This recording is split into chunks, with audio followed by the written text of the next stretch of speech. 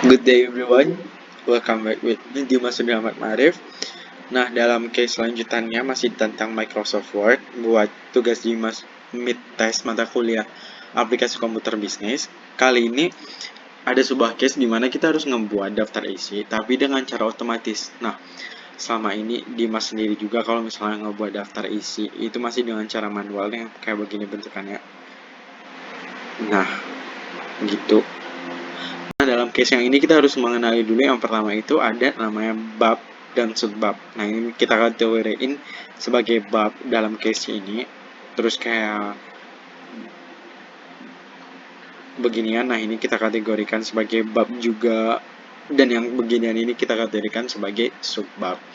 Nah, also don't forget to you have to give a blank space habis kata pengantar itu di sini.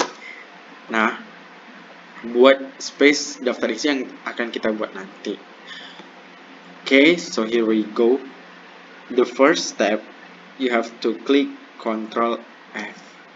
Nah, gunanya buat apa? Ini gunanya buat munculin navigasi yang mau kita buat ntar. Nah, ini karena aku tadi udah nyoba-nyoba, jadi heading ataupun kayak navigasinya udah kebaca di sini, tapi aku akan mulai dari awal. Nah, ini yang kata pengantar ini masih kita masukkan ke dalam bab. So, kita pencet kita klik heading, tapi jangan sampai kita klik, terus kita klik kanan, update to heading, want to match selection. Oke, kita masuk ke yang berikutnya, itu ada daftar gambar. Nah, ini daftar gambar kan masih ke dalam bab kan, kita langsung pencet heading aja, nggak perlu kita update. Jadi hanya step yang pertama aja kita perlu update. Terus kayak selanjutnya ini daftar tabel. Nah, ini langsung kita klik heading 1 juga. Terus nah, ini ada bab 1 pendahuluan. Ini masih termasuk juga heading 1 karena dia masih bab kan ya. Untuk latar belakang ini, kita harus mindahin dia. Ini kan udah termasuk kategori sebab kan. Kita klik heading 2, tapi jangan sampai ke klik. Terus kita langsung kayak klik kanan gitu.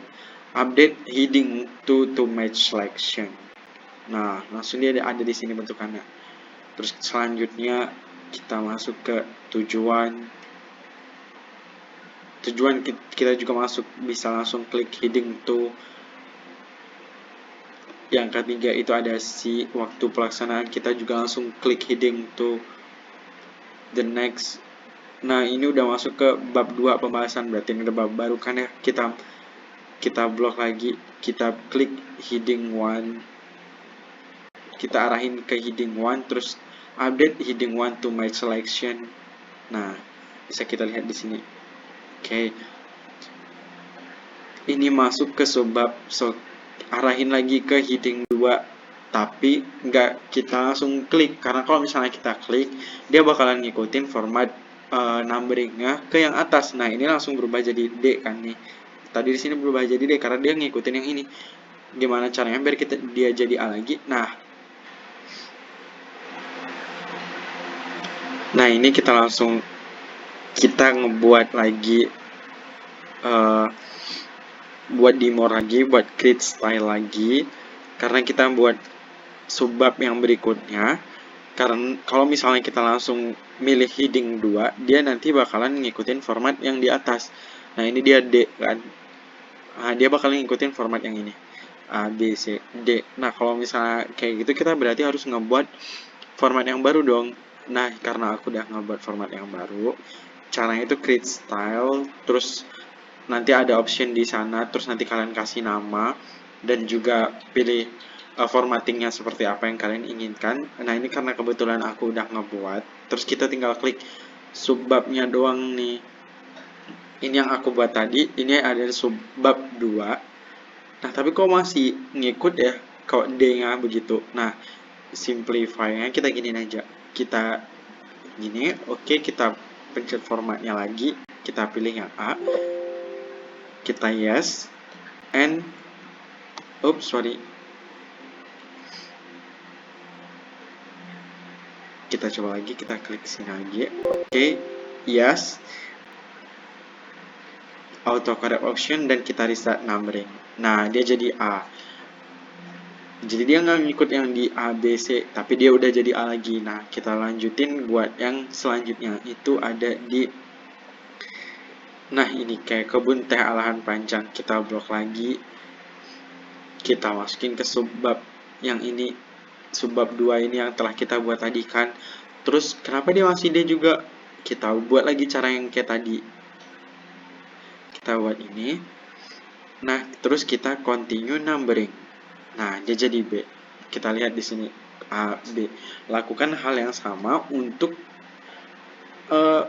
jenis bab atau subbab yang ada pada makalah kalian masing-masing. Nah, seperti gini. Langsung kalian blok-blok gitu aja. Kalau akhirnya nih langsung misalnya kita buat daftar pustaka aja. Berarti daftar pustaka kita masuk heading yang pertama.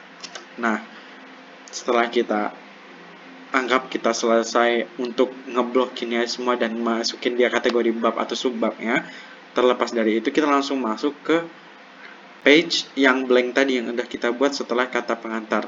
Nah, kita arahin kursor kita ke sini. Caranya gimana buat masukin navigation yang telah kita buat di sini buat daftar isi secara otomatisnya? Kita masuk ke reference and table of contents, automatic table, the first one, and tara. Wah, langsung muncul di sini dengan titik-titiknya sekalian dan berdasarkan juga bagian-bagiannya juga. Nah, di sini kita bisa ganti sebagai daftar isi. Nah, sebagai bahasa kita bisa ubah di sini buat fontnya kayak gimana. Kita ubah jadi Times New Roman. As always, the size is 12. Nah, this one is have to black. Oke, bold, upper size kalau bisa. Nah, kurang lebih kayak gini. Jadi setelah langkah-langkah yang udah ditunjukin tadi, bisa deh. Oke, untuk case ini berarti selesai. Bagaimana cara kita membuat daftar isi secara otomatis. In the other words, I mean, thank you. See you in the other time.